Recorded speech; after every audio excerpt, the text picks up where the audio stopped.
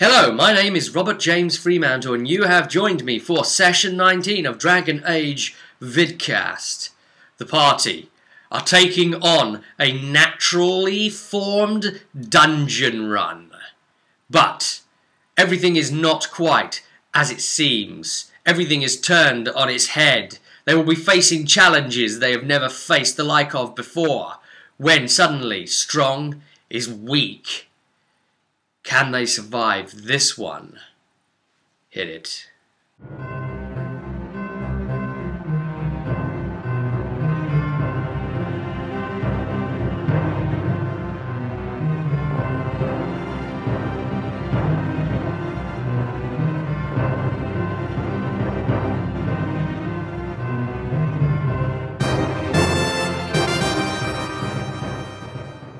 Right, I just want to say thanks everyone for tuning in, coming this far here with these vidcasts. I've had a blast GMing this and I absolutely intend to keep it going. And Dragon Age as a world, it wasn't really mine or probably any of the party's first choice of a game to play, quite frankly. I mean, it's just another fantasy world to us. There's lots to choose from. But the real big focus for grabbing us in was indeed the mechanics, the actual gameplay. We fancied trying that one, and I, as the GM, it had to be down to what was grabbing me to make me have the willpower to want to survive running a whole campaign. And you can't just appease the players; you have to appease yourself. You have to do what excites you as the GM. That's just how it is. The system that is grabbing you. So that was the one. That was the one that I wanted to get my hands on, that 3d6. So I've been covering a sort of another semi-conversion thing. This time with something called Labyrinth Lord, which is a really retro-esque kind of game system that gives it to you real D&D on a plate. Boosh. Now I wanted to bring an essence of this into the Dragon Age world and see how it would run, It's the mad professor type of thinking. Oh, let's take this and mesh it. How does it work? Do you know what? It worked really well. Adapting it the way I like and just making the changes I fancy. And really just taking the dungeons that's there. Now, the adventure I used, or the bones, the outline for the adventure I used, you'll be able to find in a link in the underbar below. So, go check that out if you want to see that. Also, the scans of my conversion notes on what I chose to do, for my rough notes, of course, for this particular adventure. And it is the starter intro adventure that comes with the rules on Labyrinth Lord, I might just add. So some of you might be familiar with this already. But yeah, the scans of all of that, that's on my blog as well. You'll find that as another link as well in the crotch bar below. So I've got it all scanned out on the blog, ready for you for your perusal. So let's look at actually what happened with this report, because I know some of you indeed who are Labyrinth Lord fans who knew that I was going to be doing this and have probably run this before are going to be fairly curious about how I handled this and how I gave it a Dragon Age treatment. So this is what happened. We know the party's already had a lot of interaction with the Frostback Mountains. Karak is married to an Avar lady from Redhold, and they've been up there, they've saved them from the big Darkspawn attack. But those Darkspawn attacks, it turns out, was just the beginning for the fate of the Frostback Mountains. This is how I like to look at the campaign. It's an alternate route, it's an alternate campaign, it's stuff that this party did in support of the main game's events, without ever weaving into it. How other heroes contributed to the ultimate victory of the forces of light. As an example, the Frostback Mountains, there was a huge invasion attempt before the battle, before the blight on Thadis. That's what I have deemed, okay? That there is the Frostbacks were the first target. And it was all being put together by, strangely, a Genlock emissary who was extremely sharp, very, very intelligent, far more intelligent than any of the Herlogs. And he just naturally rose to succession and kept Genlocks around him. He has gone into the area and he's done all the battle planning. And he's the one responsible for all the battles and the stuff that's gone on, the slaughter, the siege of Redhold that would have took Redhold had the heroes not been there to push the siege back. Unwittingly, they are about to stumble upon the bud, and it is still small and growing. Here is this nasty, in Labyrinth Lord, he's considered as a Morlock shaman, right? So I've got him as a Genlock emissary, and just surrounded by Genlocks, elite Genlocks, the same ones with the white paint and the white skin sort of effect on them. They look much paler than Darkspawn should look. Strange ones from the Frostbacks. The Darkspawn's intent, or I should say Eopa's intent, the name, some of you will recognise this from Labyrinth Lord, that is his name. The intent is to take the Frostback Mountains, taint it, blight it, right, and then turn them all, the Avars, into their kind, and then let them take the dwarves. And then hit the dwarves from below and above simultaneously, and then once that entire lot is taken, they've cut off Orlais from Ferelden, and they can just mass down into Ferelden with massive forces and the big push that was coming up from the south. So you can see that this is a very effective game plan. Effectively, they'd have been facing 3 times the army they had to face. But you might be saying, the Frostback Mountains never did have a blight. They never did come to war like that. I know. This is the story of why.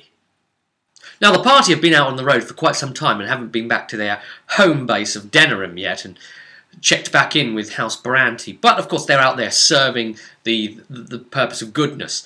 And they were fairly close to the Frostback Mountains anyway, to the general area they'd sort of been in before. And they just had some Redhold scouts come to them. And the scouts had come and said, look, we need you to come back to Redhold immediately. So this was an official invite. And of course now Karak's married there, and they're the heroes of Redhold, so they're welcome. They said, we have a serious problem and we need to explain it to you. But first, partake of our hospitality. So, after repairs had taken place, they set off into the mountains and made their way with the escort. They felt pretty safe with the scout escort there, getting them there quickly. They went via horses, and once they had finally arrived at Redhold, after a few hours, they learnt of what was going on. In fact, the lady that Karak is married to, some of her relatives, 2 of the kids, a boy and a girl, have gone missing in the area, in a particular area near the woods. The woods. It's always the woods, isn't it? Oh, yes. Now, it is around the same area that the Darkspawn bud, as it were, the highly intelligent emissary that has been spotted, somewhere is within that vicinity. And it's thought that the kids must have stumbled upon it while playing, and they've been taken. Considered to be important by some means. He's very, very intelligent, and he somehow recognised something in them. Some of the men that they were with as their bodyguard were taken, most of them slaughtered or just taken, but one of them had his arm removed, and he came back without an arm, so he could tell of this. This answers the question of why the Avars can't mount a rescue mission to get the kids back. The arm has had a blood magic rite put on it by Eopa. As I said, this is an emissary of above mass intelligence. I mean, on the scale of things, you've got like the normal stats, and then you can up the stats via levels. But then you've got elites, which a few of the attributes and the health and things like that get raised. And then you've got the next one up, heroic, and that's what he is, where things get even more raised, okay? Even more focuses, even more talents, even more attributes, even more health, even more. So, because he's got this arm, he does this amazing blood magic spell, and he's etched all of these things into the arm, all of this Darkspawn sick language, whatever, rites, magical rites, and it starts burning as the words go in, and he casts his rite upon it, and then, you know, he lifts the arm up and you know, squeezes the blood out into a chalice and drinks of it, and, you know, performs this joining rite to the Redhold bloodline, so that he becomes as of their blood, even though he's a freaking Darkspawn. And it's a bit like the idea of, you know, like the when they become the Wardens, they have to drink the Darkspawn blood, and then they can sense them.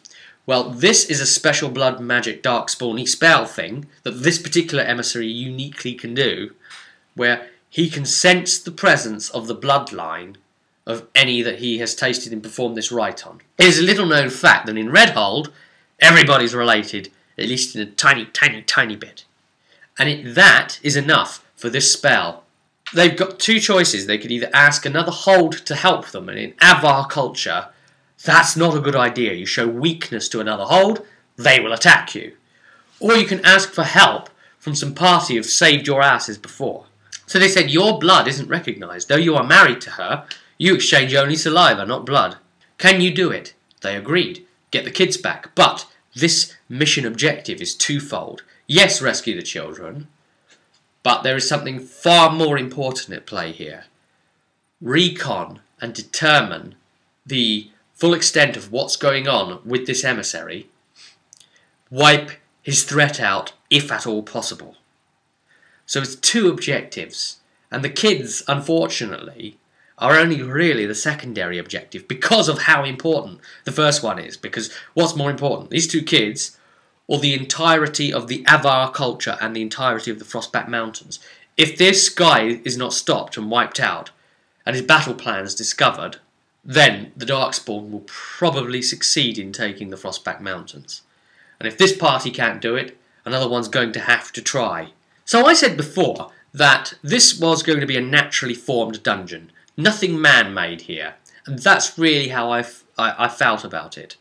So I wanted a bit of introduction of theme before we started getting into the actual Labyrinth Lord bit of Area 1. And I used like Labyrinth Lord's map and rooms system really just as an inspirational guide. I didn't stick adherently true to it, but mostly.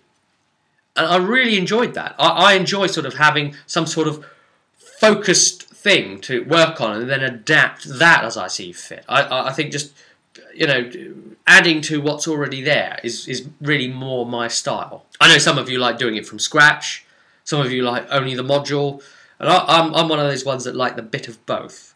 So off they go into the woods with their horses. And this natural formed dungeon, the first thing that was on my mind was, we have to find a way to make the warriors, those that wear the most armour, feel unsafe here. And to make the ones wearing the least armour a bit better off. Something to turn everything on its head. Normally the tanks are the ones that's like, give me all the damage, give me all the damage. I'm impervious. What would happen when it's the other way around? You will notice that theme, that tank killer theme to this place. Penetrating damage. They don't have the master armour talent yet to be able to have penetrating damage. Because they are level 4. Off they go through the woods. The guides show them to this hole in the ground. And it's a hardened area in the middle of the woods where it looks like almost something burrowed out of it, but years and years ago, and then it's become more jagged and weathered again with time. And they lower a rope down and a lamp down. They use one of their own ropes so as to not use up the party's rope. So the Redhold people say, we'll wait for 3 days for you. And if you don't return, we'll report you lost and gone. And then we'll have to seek alternate means because, you know, we have to be stopped at all costs. And the shaman of Redhold has already informed them, look, the Red Lion is restless. It is pacing. It will not sleep. It knows that great trouble is about to befall us. The shaman has also stated, look, I've gone into a trance and I have not felt the life force of the children enter the spirit world. So they are still in the living. Does that mean that they are not tainted yet? No, it doesn't mean that, but they aren't dead yet. That's all we know. Oh, and speaking of the shaman, he'd also promised to teach Karak the ways of the spirit healer. That's right, Karak's specialisation at 6 is going to be spirit healer, but with an Avar twist. All the things that would normally be normal spirits will be Avarian-based spirits, based on their culture. He's going to teach them his methods, their ways of accessing the spirits, which should be completely different. After this is complete, he's going to give him some training and give him a book. Now all he's got to do is try and survive this to get there. Easier said than done. They're now into this big naturally formed dark passage thing that works its way around, and it's fairly twisty and rough hewn. It's very wet, it's damp, it's dripping. They almost start to get the feeling like the whole passage at one time of day was completely submersed in something, that there was a water passage somehow filling up through it, and maybe the top of it was even filled with water, the entrance hole, because it's just so very wet and there's just signs left over. Even though it would be a long, long time ago, there's still some element about it. And the whole thing's just very damp and running down the walls and things. You know, insects feeding off of it. Nothing really out of the ordinary. But they're on the lookout for, you know, instantly the natural sort of adventuring thing is, oh, giant insects could appear or anything like that. You know, it's like, oh gosh, anything could have been. None of that. This is all just explaining what they're seeing, you know, creating theme through the dark as they creep, and the drop of the sounds of the dripping of the water, and just the creepy way it echoes up the passage, and you know the way they have to squeeze through this bit and then it widens out again, and all these different descriptors, until finally they come to a fork, a wide way and a narrow way, and I've had Phelan, the dwarf, with them, instinctively know which way to go. Him being a dwarf, him being underground, his feet just start leading them that way. Just a little something for flavour there, you know, I help him out, so he automatically knows on this occasion which way to go, and you know, the rest of the group know to follow him. So he heads this way, and then the passage comes to a slope down, and it's pretty bad and slippery and wet. Okay, the ground before that had started to turn quite slaty. You know, sort of like where you get the smooth bits and then you get the dips into it, like the cuts into it, and then it gets smooth again, and this sort of thing. But this slope was really, really smooth and moist as well. As they stare down the slope, they can't see the bottom of it. It's just dark. But they can sort of hear water gently as well, somewhere down there. So, ooh dear, that's scary. So they tried lowering the torch on some rope, and they couldn't see the bottom. It just lit up some of it. So it was a case of, do we just slide down? Because it's going to be a slide. You're not going to be able to walk down it. It's going to be a slide. So what they ended up doing was lowering Phelan down on a rope, tying it around him, lowering him down tying all their rope together to make one rope, and then lowering him down. They ordered a strength test to try and keep hold of him. They managed to keep hold of him, like they couldn't Paydar, even though he's a heavier dwarf, this one. You know, it adds a strength test for the main person, and then there's cumulative additions of like +1 strength onto the strength target number. But anyone with strength 5 adds +2 instead of +1. I like doing things like that. So, no one's strength 5 anyway. It's written up there anyway. Keep in mind, by the way, that none of this is still Area 1 yet. None of this is still Area 1. This is all just, you know, this is my way of introducing them into it, and you can copy it if you like. But the challenge here was that I'm going to tell you, the viewer, that what happens is the slope, eventually, it comes out into water and goes right out into a sheer opening outside the mountain. There's a very small ledge just out of the rock, just out of the cave mouth, right? A small ledge, the other side of it, and then it just goes off to sheer mountain drop. So if you slid down the slope from the top, momentum would carry you through the water, out through the cave, past the tiny ledge, which is single file sized, and off the mountain. You'll die, pretty much. You'd have to really pull some amazing strength and dex acrobatics, and you'd have to come up with something very, very clever to save yourself. And the tests would be extremely difficult because you've just jumped from the top. You've been a fool. And as the GM, you wouldn't be unfair putting that on your player. You know, your player has to be threatened by the realism of what he has created for himself. You can't mollycoddle him. They'd lowered him further down, and then he could see down into the bottom and see that there was a water and comes to a natural end. And he tried letting himself go and sliding the rest of the way, and he managed to slide the rest of the way. Now, from that lower point, I decided, yes, that's fine. The momentum isn't enough now to send them out. They've done it sensibly. Well done, party.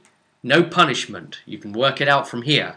So then they decided, well, how are we going to get the last one down? Amelia. Because Amelia's, seems to be the strongest of the group somehow. She's got something about her. She's got this funny way of, pushing people off and stuff like that. Remember with the Talvashoth and all of this thing and the prequel stuff. Weird. So they decided what they were going to have to try and do is use one of the tent peg things, use it as a piton, whack it into the rock, tie the rope around it. Now they had Karak do this, and I gave him special, very difficult, I think it was target number 17, engineering test, which he rolled 17 on. So I thought, oh God, I'll let you have the very specific knot that you just wanted to come up with there, because, that was a 17. That was really difficult for you. He wanted a very specific kind of knot that once you yank on it hard in a specific way, it will unknot itself, untie itself. So I thought, all right, you can do that. You can do that. So Amelia's the last one down, climbs down, manages to climb down safely enough. They yank on the rope. Amelia slides. The rope pulls itself free and comes down with them. The question is, how the hell are they going to get back up? What's going to go on there?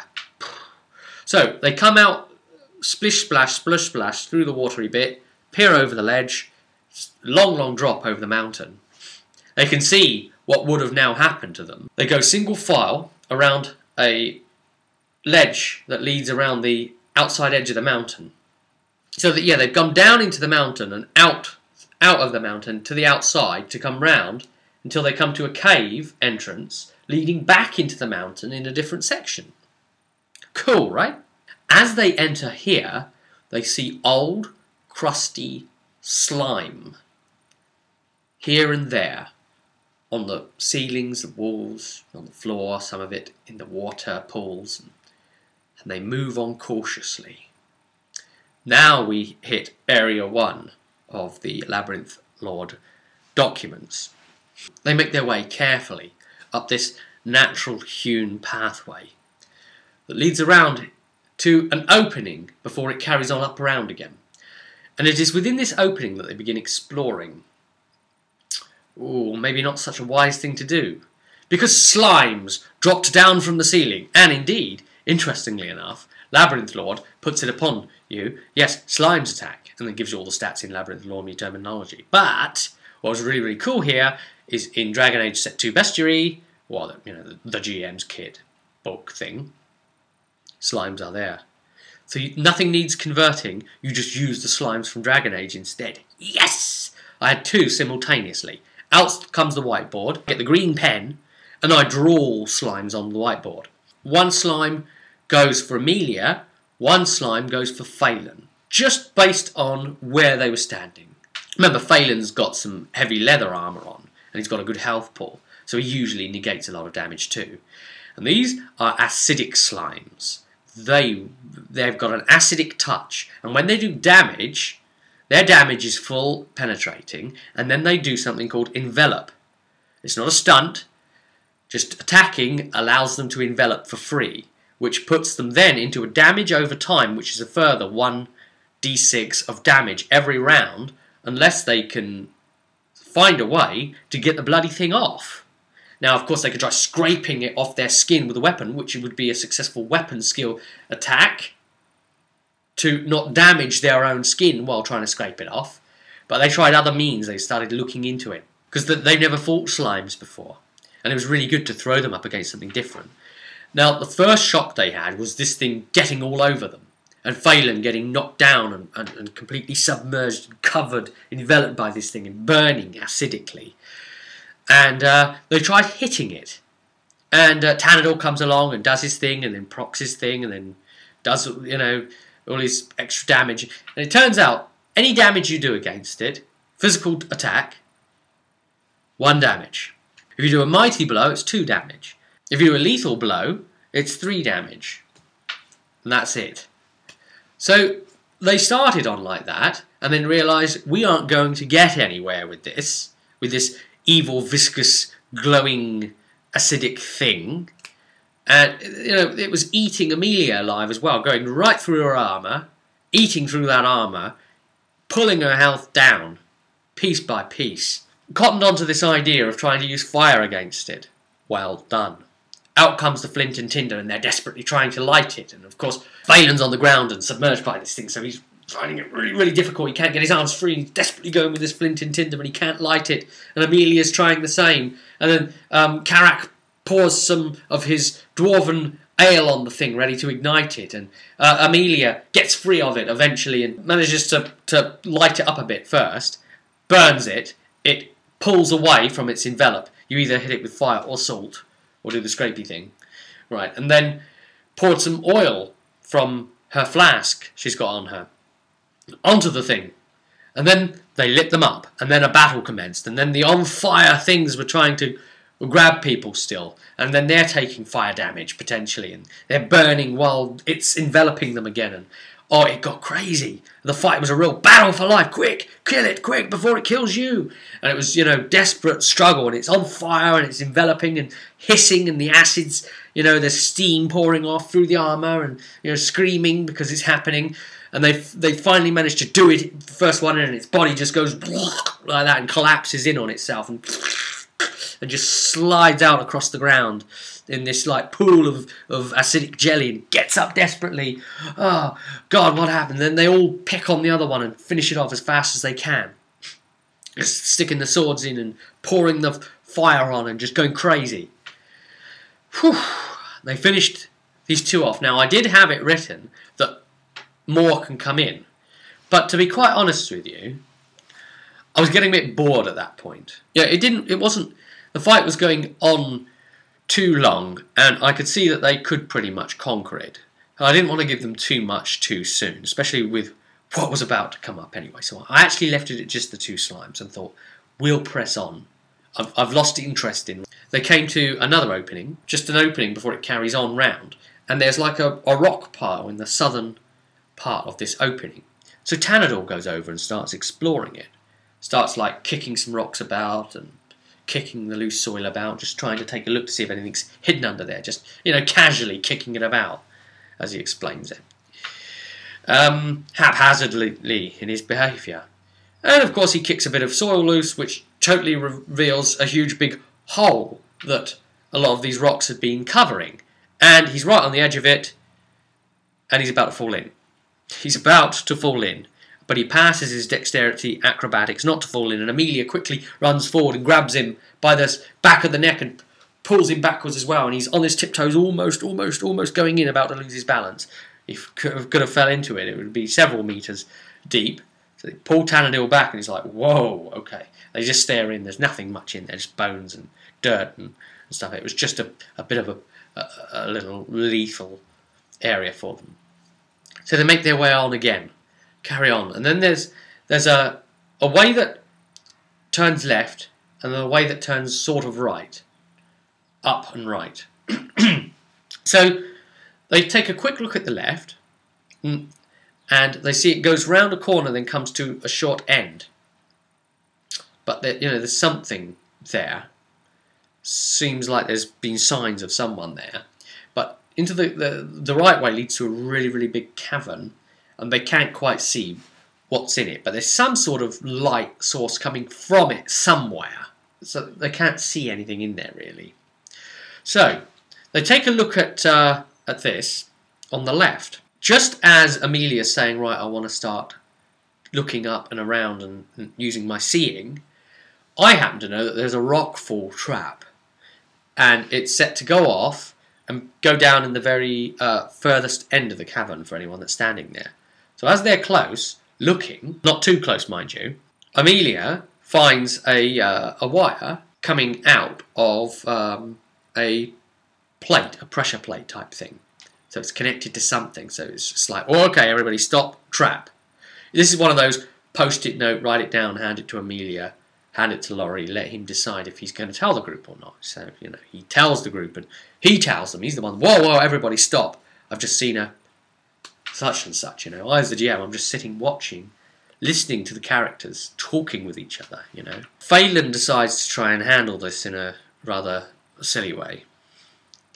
He decides to throw something at the wire at the very same time as Amelia tries doing another searching test to look up. And Amelia sees the rocks up there in the ceiling at the same moment that Phelan activates the trigger on the trap. And of course from a distance. Triggers it, the rockfall comes down, completely buries the area with rocks, no way of moving it in time. It's made quite a bit of a noise as well. Alerted probably the cavern to something going on this way. To, you know, the 5 genlocks that are waiting in there. Oh gosh. Right. So, they're saying, oh yeah, nice work, Phelan. You know, you've probably buried whatever was at the other end there. And yes, you know, there was a bit of buried treasure there, but, you know, that's gone to them now. That's sealed off. Opportunity missed. But they decided, right, we're going to have a quick peep around the corner of this cavern. So they have a quick look, and there's 5 genlocks, and there's like a bench there, a table with some chairs around it, and the dying embers of a small fire, and there's sconces around the wall with little torches burning on one half of the cavern to light it up. And they can see a few genlocks just moving around. There's 5 of them. And they have been attracted somewhat by the sound. And they're moving across the cavern towards the one way that leads to them. There is another exit out of the cavern, which goes sort of northwesterly, in upper position. Out of there is the way on. There's only one way on. There's the way they came from, which leads into the cavern, then the one way out of that cavern, northwesterly. Right, so they have to make a decision what they're going to do. Also, they can see in the room that it's on the whiteboard, of course, so it's all drawn up. And I've got the little red pen out. So I drew a little gong, essentially in red, with a little beater connected to a rope. So they've instantly determined that that is an alarm system to put the base on alert. You know, it's a small guard detail here to guard the Genlock emissary. They didn't think they were going to need much because they're very well hidden. And of course they'll be able to sense the Avars coming. But they didn't bargain on a party coming down here helping the Avars out. So what's essentially supposed to happen with this fight is the Genlocks, once they determine that the adventurers are here, and they don't quite know yet because they just heard like a crashing noise coming from a little way down on that left way, that one of the sentries would then go for the alarm, you know, bang the gong, and 5 Genlocks would become 10 Genlocks, and the base would be considered on alert, which can affect other factors later on. These 5 are heading across, and the party decide, no, we won't go into the cavern and engage them. Let's pull back, go back the way we came, and past the rockfall thing. Maybe we'll get lucky and they'll go investigate that. So they pull back in and back round into the passage. It's these kind of decisions that make this party so very survivable. They don't leave themselves in silly situations. Because had they engaged the Genlocks in the cavern, and it was quite away from the gong, you know, they were drawing across and across, and the guys were waiting at the passage entrance, and I had the models there, right, and it's the models that make this so very useful, because, you know, I've got the little models out on the table, on the whiteboard, and I'm pushing them ever closer, intermittently, and the group are still trying to decide what they're doing, and you know, they're starting to take too long to decide, so then I push the models a little bit closer still. Without saying a word, you know, they can just see that they're getting closer, and they say, come on guys, look, the Genlocks are getting closer, we have to make a decision now. You know, they can just see it. I don't have to say anything. So yes, that's why they had to decide quickly. I pushed them into making a decision. So yes, they pushed back down the hallway. But by not fighting them in the big cavern, they were even more drawn away from where their gong was. So the chances of them being able to hit it, and the fact also that they're extremely slow for some strange reason, meant that they were going to be screwed. And the group did get lucky. The Genlocks did investigate the rock pile, have a look round the corner, saw that the trap had been set off. They couldn't understand it. They were taking a look and what. Then the guys did their stealth checks to creep up on them. However, Phelan was a bit noisy, tripped on something, alerted them. They all spun around, kind of Metal Gear Solid style with exclamations above their head. And no surprise round, and they go for it. So there's a battle there, long way from the gong. Most of them pretty much get slaughtered. One of them starts to get away, but they manage to shoot him down before he can get into the cavern even. He starts to be able to get to the mouth of the large cavern to start to run over towards the gong, which is right on the opposite side of the cavern, so there was no chance of that alarm getting set off. So they get slaughtered. One of the Genlocks was wearing a really nice necklace worth a lot, which, didn't seem to suit him, but, it's just loot he's found off a body somewhere. One of them had a key on him as well, so they pocket that and wonder what that's for. Well, that's for the upcoming cage, as you'll see. So, the guys press on, and through the only exit out of here. And now, they see before them a pushy type wall thing, with a fulcrum in the middle, and it's just a revolving door wall thing. And so they push on one bit, and they can tell by the indentations on the floor that it works this way. So they push on one bit of the wall, it turns around, so they left it in an open position, and they walked on through, and they could see a ginormous red curtain, well, two red curtains coming together, joining in the middle, covering an area off. So they advanced towards the red curtain, and Phelan on one side of the curtain, Karak on the other side, and they had a peep around the curtain. Now, on the other side were 5 guards, the 5 that would have come running had the alarm been set off, and Eopa, the Genlock emissary, sitting on his throne thing, a huge big cage behind him with a cave bear, a great cave bear in it, half tainted at this point.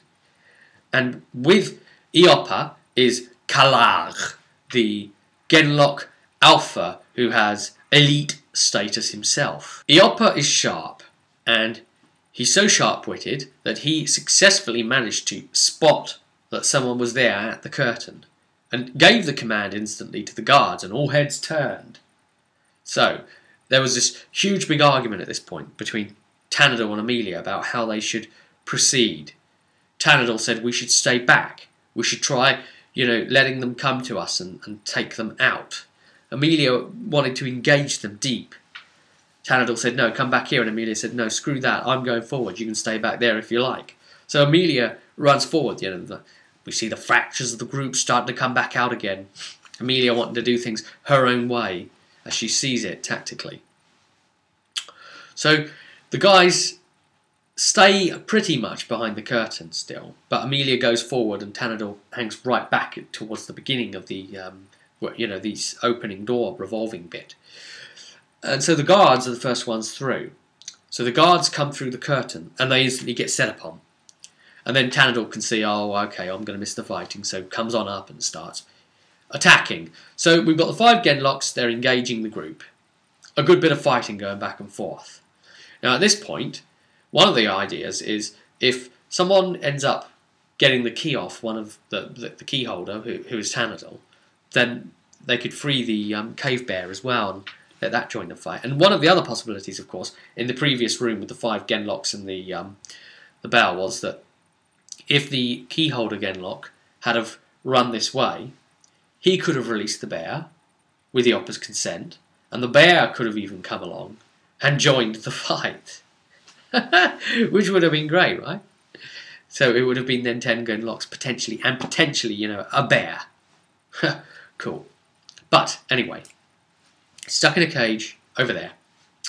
So, the fight's kind of going down. Kalag goes forward as well.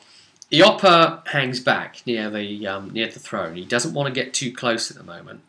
Now the players are being clever because that curtain blocks line of sight, so Eopa can't really see beyond it. Finally, as Amelia bursts through the curtain and starts fighting one of the Genlocks, tries making a bit of a push forward, Eopa hits her with a hex of affliction or something like that, an affliction hex. It was just something to make her weak to spell power attacks and such, and then started hitting Amelia with lightning repeatedly. And even though Amelia had that hex on her, she was still kept resisting the full effects of the lightning. But he's experienced enough to know that you'd put lightning against knight type humans, because it pierces their armor, electrocutes them, electrocutes the metal. It's good.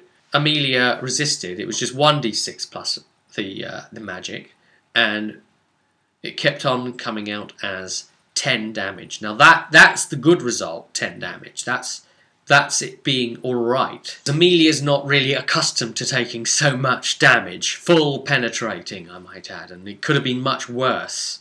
But Amelia's extremely hardy in the Constitution. I mean, she really is a full-on tank. That's how she's built herself. She's going the full sort of Alistair Templar type.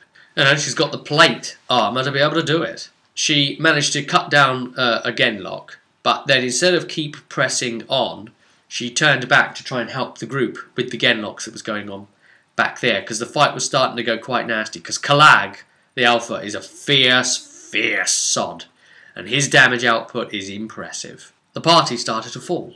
So I can't quite remember the exact order, but I think it was that Karak went down and Amelia had to pour a potion down Karak's throat to try and bring him back. In desperation, ready this and do that.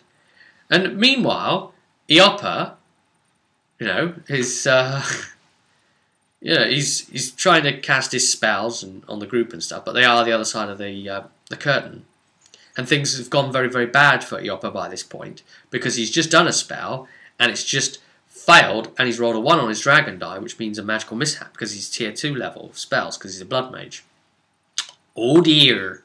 What happened was, he was silenced for 5 rounds, because of a magical backlash. So he pressed back quickly behind the cage, hiding behind the bear. And from there, he just waited and bided his time to try and shake these effects off. And he took a lyrium potion while he was waiting. See, this is what's so funny about Eopa. Because he's a blood mage, he's got all these ways of draining health. He can drain health off of things. He can put his own mana back for health. He can take other people's health and give health to himself. Really warlocky.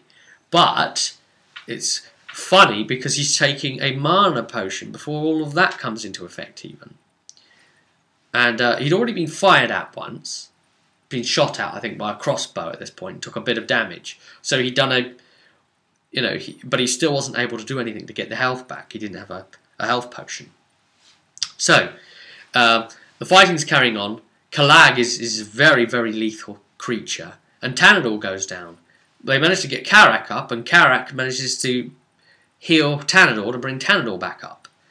And so, it gets crazy. And there is a point, at one point, when 3 of the party are actually down. Karak's down a second time, Tanador's down, and Phelan's down. All of them in dying state, and it's only Amelia left. And it's at this point that Jez, who plays Tanador, looked to me, because most of the Genlocks were dead too.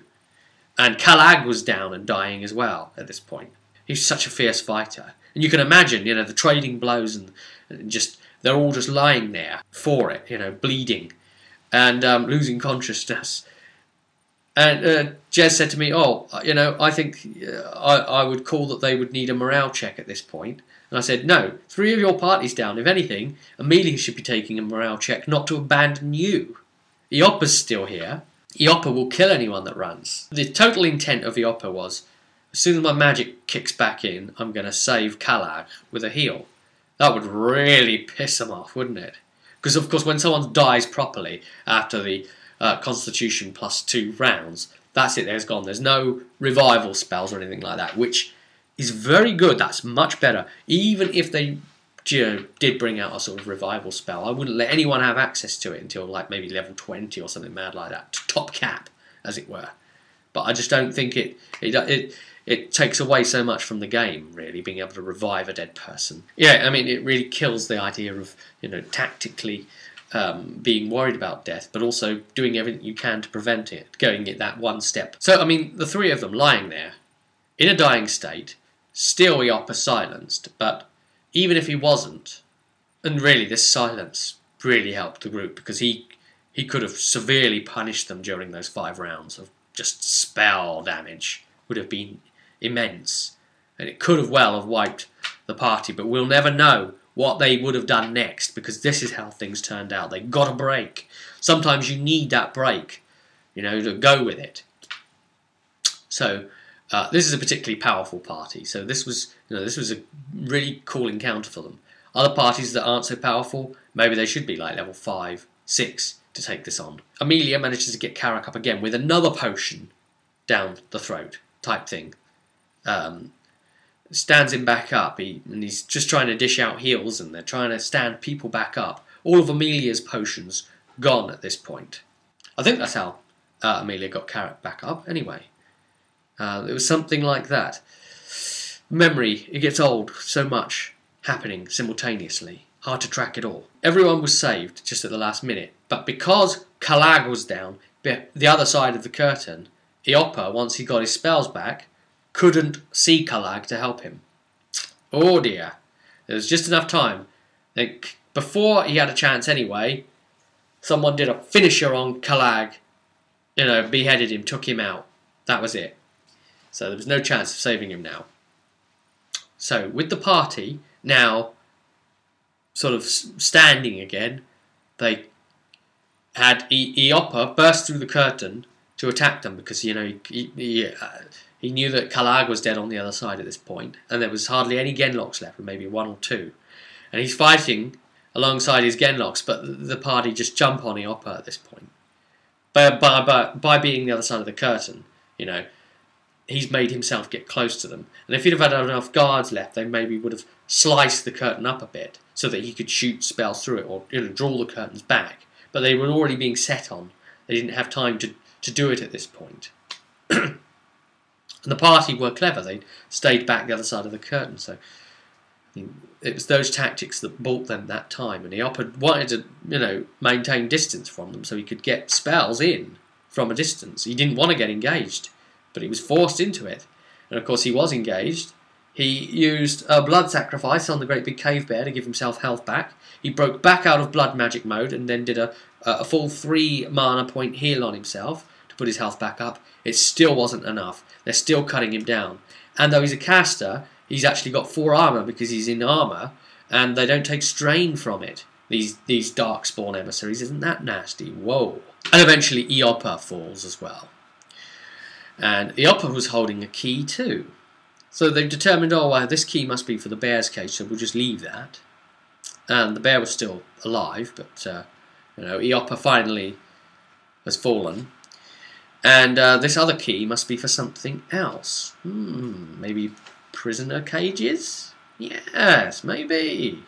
Now, the Genlock Alpha, the bodyguard, as it were, of Eopa, Kalag, he was wearing a interesting eagle-winged helm, which Amelia instantly wants to yoink and has picked up to take a look at.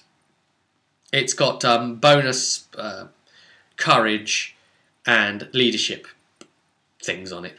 So I'm not sure any of the others are really going to want that anyway. Another couple of things to tell you about this room, actually. In the original presentation of the Labyrinth Lord dungeon, the boss encounter, Eopa, isn't supposed to take place here. It's supposed to take place further on and then somewhere at the left turning at Eopa's quarters. Right, but I wanted to make this the boss room, definitely, conclusively, no matter what, alarm or no alarm, simply because they wouldn't be expecting the main boss now. They expect a sub-boss, perhaps, or something. Or maybe would have expected Kalag there, but, to have them face him straight away and then have to deal with the rest of the dungeon. I thought, yeah, that's cool. That'll throw them off. And, well, it did, to be honest.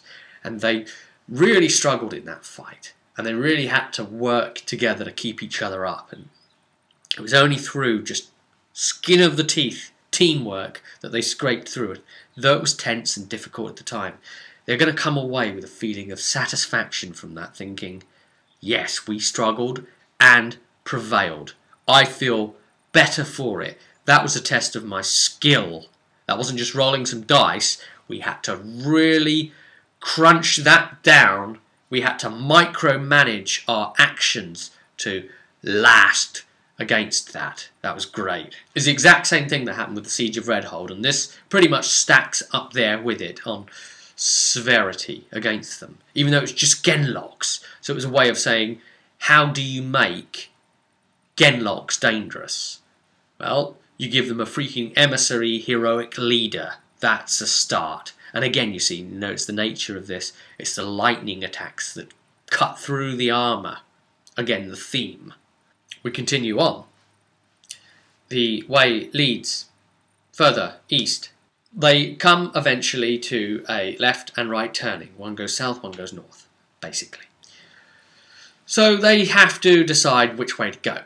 Now I can tell you, at home, the viewers, that if they were to turn right, they'd come eventually to the bunk of the sleeping quarters of some more guards. But because the base is not on alert, they are actually sleeping. And then further on in that direction are the prisoners, the prison cells. However, they chose to turn left. Now, that leads to Eoppa's personal quarters, which is where the adventure designated the boss battle should take place. But I thought, that's not cool. You know, that's why I shifted it there to surprise them. But I wanted something else special there instead. So I did something very malicious to help continue this theme of watch out tanks. Watch out you armoured types who think you're invincible. Because they turned left and came to a large room that had 2 statues in it. Now the thing did indicate previously that there were going to be 2 statues in it, but I didn't want to read any of the entries about what the statues were, what they looked like, how they behaved, what kind of trap they are, or any of that. I just saw, okay, 2 statues in a room, stop reading. I'm going to do something with that. I know what I want to do with that. I'm going to do this. 2 statues in the room are brood mothers. Oh boy, brood mothers. Oh yes, metallic. And they're standing at the doorway, and Karak fires an arcane lance attack at it, and it just pings off the metal. Bang! No effect. They don't come to life. None of that happens. They're thinking, okay, we'll press on through the room. So forward they go, across the room, and there is a click, and then a humming sound begins, an awful, awful humming, and of course, anyone affected by it is minus, I think it was minus strength from just the sound in the ears. This really deep, horrible sound. And they had to do constitution tests to not start bleeding from the ears as well. None of them started bleeding. So they've got really lucky on that one. But, oh my goodness. And it turns out that the humming was that the statues were very, very powerfully magnetic. Oh, God.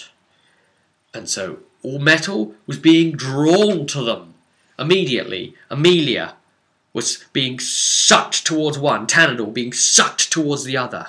And this was bad. They needed a really amazing acrobatics to not get completely knocked off their feet. They both passed it. An impossible, and getting on for impossible acrobatics. For them both to have passed it. How? I think it was something like mad, like 17 or something. You can check what I've written down on it. They passed everything I threw at them. Unbelievable. Tanador ended up fighting his way along over the room. He's getting pulled back, but the others get behind him and start pushing him across the room to help him make his way to the doorway. And Tanador makes it to the exit out of the room there, and you can feel the slight pull there, but it's not pulling his armour anymore. However, the Morning Star, belonging to Phelan, pulls free of its grip, comes out and goes flying away and clonks against one of the statues. This is hilarious at this point, because obviously these statues are so powerfully magnetic and the magnetic force hasn't stopped. So the weapon is now stuck to the statue. He's effectively lost it. He doesn't want to get close. He's not going to be able to free it on his own. The pull is too powerful for him. He's lost his damn Morning Star. He's going to have to use like a little dagger or something like that now. Yeah, cool. So, anyway, they're calling me evil for laughing at all of this. I think it's great. I think it's absolutely great. Because, it's the unexpected happening. That's what I live for. That's what I GM. I GM to see, surprises and excitement. Yes, they've got to suffer for the fun, but it's the same way as like John McClane in Die Hard suffering for our entertainment, isn't it really? However, Amelia carried on trying to get through the room, and a further magnetic pulley type test went not so well, and Amelia lost grip of herself and went clang up against one of the statues, took immediate clanging damage from the impact, and it is stuck fast and can't break free, because at this point it's like strength 19 might. And Amelia has might, but she can't get off. And the guys are waiting over by the front entranceway here, and Amelia just can't break free. But then it gets worse. Because from the nose and the ears of the Broodmother statue oozes slime. Acidic, glowing slime. And we know from the previous slimes that this stuff does penetrating damage. So, one, it goes against the fact that you've got armour to magnetically pull you to it, and two, it eats right through your armour and does direct damage. Yes! I was laughing and laughing and laughing, because Amelia really has been so much on her high horse. I'll take the damage. Let them come at me. I wanted to just show her that she's not all that against everything. It comes out and starts enveloping her, starts covering her and eating, burning through her body, damage over time while she's stuck fast. At this point, she's got an advanced threshold test to try and break free of it. She's trying on her own. She even, manages to roll a 6, but it's not enough because there's like a 15 needed. The group are running to her, well, two of them. Tanador doesn't dare come over or he'll get stuck to the other statue, probably. So the other two come running over, Phelan and Karak, to try and help, wearing leather and cloth. Come over to Amelia. Before they can arrive, Amelia's testing again. Strength might, trying to pull free. Success again. It rolls another 6, but it's 12 out of the 15 needed. The other guys start helping out, but of course it's still damage over time. Another D6 damage. Another D6 damage. Full penetrating. Full penetrating. Amelia's going down in health here. It's a race against time to free her. They arrive at her. Amelia can't pull herself free anymore. Damage over time again. She's failed this one to try and do the advanced test. The guys get at her. Try starting to yank on her to pull her off. They were first turning to try and put like rope around to try and pull her off. But no. Amelia was just saying, no, look, just grab me, just pull me, just help, somehow. Rope's not going to do it. It's going to take too long. Because it's going to take activate actions and ready actions and all this to tie it on her as more actions. And it's time. There's time they don't have. She's dying here. This slime is eating her. It's hissing. There's smoke coming off of her armour. Boy, are they going to need a big repair after this. Hell yeah. Hell yeah. And, well, it's even worse actually, because the fact that, that those that died in the previous room, went into dying state. Sort of thing. I'm going to do the whole Dragon Age computer game thing with them and actually have them have debuff injuries too. So we're going to roll randomly and they've been given them injuries. I'm going to have to sort of implement some sort of injury kit type thing as well. Maybe use enough like health rations or something off of their charges and to be able to make an injury kit or something like that to at least not cure the thing. I mean, it would still reflect itself in the RP, but to have it not do the detrimental effects to the stats or whatever it would be anymore, like minus strength or minus willpower and this sort of thing. So desperately they try pulling Amelia free, and they still can't pull Amelia free. There's more damage, but eventually she comes free. And they get her away from it as fast as possible. So they've escaped the room. Escaped the room at last. And Karak's very low on mana. And they're about to press on down the corridor until they realise, look, it's almost 11 o'clock at night. People have got to get home. We've got things to get up for in the morning, the next day, so we had to call it there. The dungeon is not complete, but what is ahead of them will be very interesting. And if they behave in a certain way at the end of the direction they've chosen, they could screw a lot up. They could screw up the other objective majorly and find it very, very difficult to escape from this place, if they can escape at all. This may well still be the death of them. The greatest danger may still yet be to come based on their actions, and they would have caused it. It's not me. It's just set out. And as I say, you know, at time of reading this, you can see from the scan of just how bad this actually is. So we'll conclude on what happens at the next time when we finish this off, at the next game session. But until that time, I'll leave you thinking, and see you at the table.